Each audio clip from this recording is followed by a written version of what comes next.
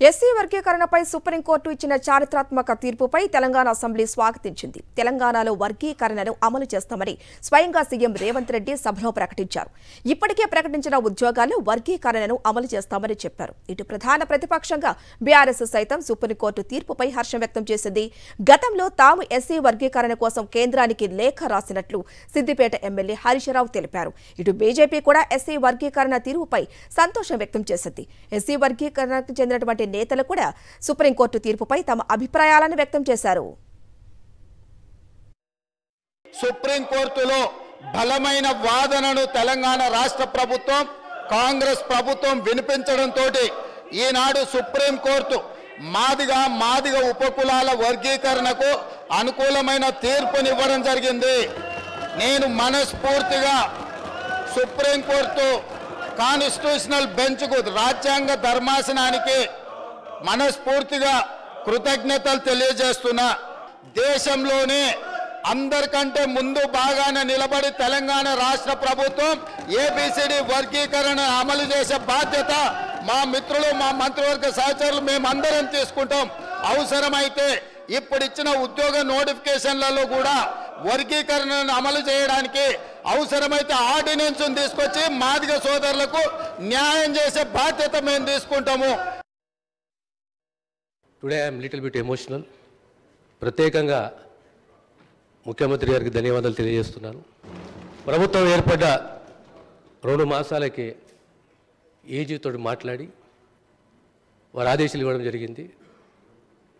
మీరు delegation lead చేసి సుప్రీంకోర్టులో ఒక అడ్వకేట్ని నియమించి మనం కూడా వాదన వినిపిస్తాము రాష్ట్ర తరఫున. ఈ ప్రభుత్వం వర్గీకరణకు సమతుల్యానికి సానుకూలంగా ఉన్నది.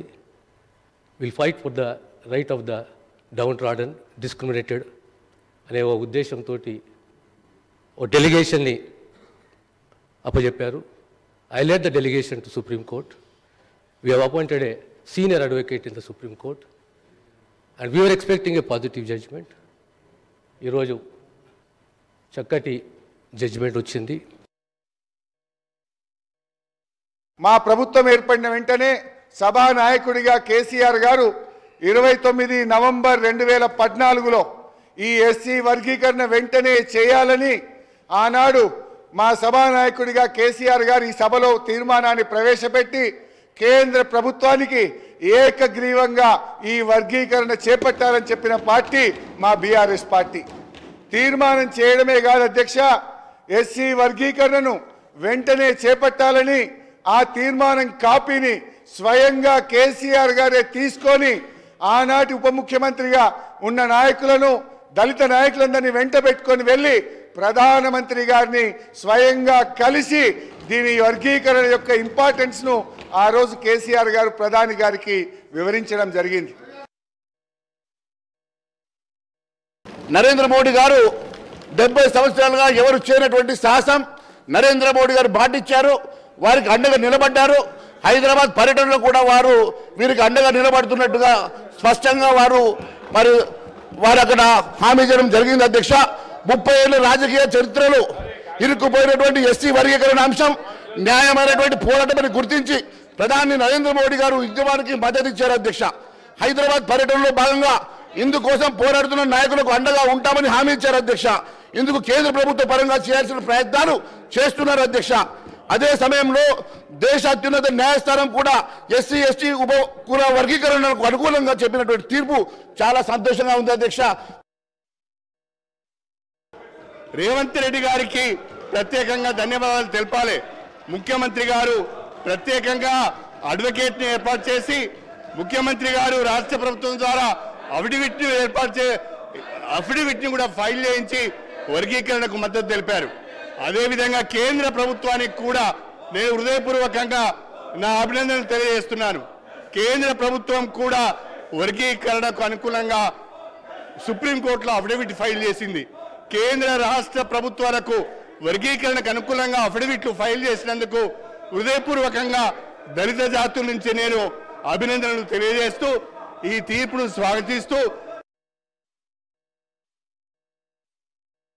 మాదిగల యొక్క పోరాటం మేరకు ఈ రోజు అత్యంత న్యాయస్థానం భారతదేశంలోని అత్యంత న్యాయస్థానం గౌరవ సుప్రీంకోర్టు మన కొత్తగా ఏర్పడ్డటువంటి గౌరవ ముఖ్యమంత్రి గారు రేవంత్ రెడ్డి గారి నేతృత్వం లోపల ఏదైతే సుప్రీంకోర్టులో తెలంగాణ రాష్ట్ర ప్రభుత్వం ద్వారా వాదనలు నిలిపేయాలంటే మా మాదిగలకు సంబంధించిన గౌరవ శాసనసభ్యులు పెద్దలు దామోదర్ రాజనరసింహ నేతృత్వం లోపల మీరు ఢిల్లీకి పోవాలి, ఢిల్లీకి పోయి తెలంగాణ ప్రాంతం ఉన్నటువంటి మన బాధ్యుల యొక్క వాదన వినిపించాలని చెప్పేసి ముఖ్యమంత్రి గారు ఆదేశించిన వెంటనే దామోదర్ రాజనరసింహ గారి నేతృత్వం లోపల మేము ఉన్నటువంటి గౌరవ మాదిగ శాసనసభ్యులందరం కూడా కలిసి ఢిల్లీకి పోయినాం.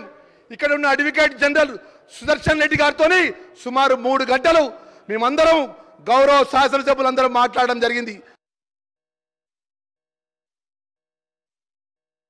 30 సంవత్సరాల చరిత్రలో ఇదొక సువర్ణాధ్యాయం. ఎందుకంటే మాదిగలు అనేవాళ్ళు ఊరుకు దూరాన వెలివేయబడి ఈ సమాజానికి సేవ చేసి కష్టం చేసిన కష్టజీవులే వాళ్ళు. ఆ కష్టజీవుల తరపున కొట్లాడిన కాంగ్రెస్ పార్టీ ఇవాళ 1974లో కాంగ్రెస్ పార్టీ దళిత గిరిజనులను హరిజనులను దగ్గర తీసుకొని చేరదీసిన పార్టీ ఇవాళ కూడా ఏబిసిడి వర్గీకరణ గౌరవనీయ ముఖ్యమంత్రి రేవంత్ రెడ్డి గారు ఇంట్రెస్ట్ తీసుకొని వారు శ్రద్ధ తీసుకొని ఇవాళ రాజనరసింహ గారి ఆధ్వర్యంలో ఇవాళ సుప్రీంకోర్టులో చర్చ చేయడానికి దాన్ని డిస్కస్ చేయడానికి బలమైన నినాదం వినిపించి ఇవాళ సుప్రీంకోర్టులో ఈ కేసు గెలిచినందుకు ఆ సుప్రీంకోర్టుకు నేను హృదయపూర్వక ధన్యవాదాలు తెలియజేస్తా ఉన్నాను.